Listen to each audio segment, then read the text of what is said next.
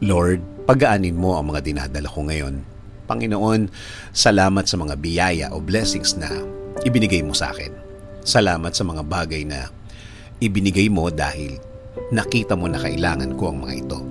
Salamat sa bagong mga pagkakataon o oportunidad na laging ibinibigay mo sa akin. Lord, lumalapit na naman ako sa iyo dahil meron na naman akong problema na nasa buhay ko ngayon.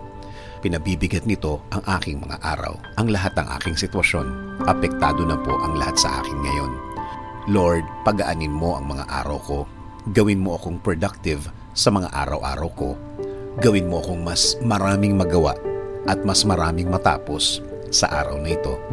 Alisin mo ang lahat ng nasa dibdib at isip ko, Lord. Tulad ng dati, alam kong tutulungan mo ako ulit. Alam kong magiging maayos na naman ang lahat. Alam kong magiging magaan na naman ang mga araw na parating.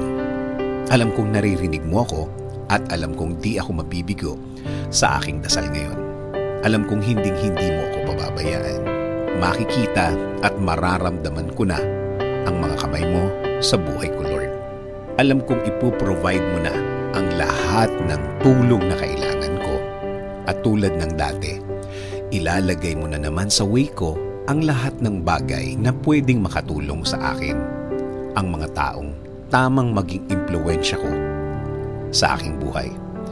Salamat, salamat Lord. Dahil isinusuko ko na ang lahat. Ibinibigay ko na sa iyo ang lahat, Lord.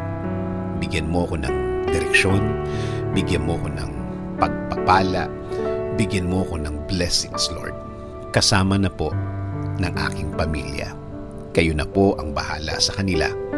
Kayo na po ang bahalang magbigay ng pagpapala sa kanila.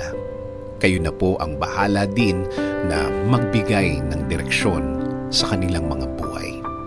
Ikaw na din po ang bahalang magbigay ng mga answered prayers sa kanila. Panginoon, patuloy akong kakapit. Patuloy akong maniniwala.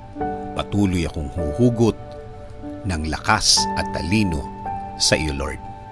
Alam kong bilang anak mo, kaya kong hilingin at ipagdasal ang lahat ng bagay na ito. In Jesus' name I pray. Amen.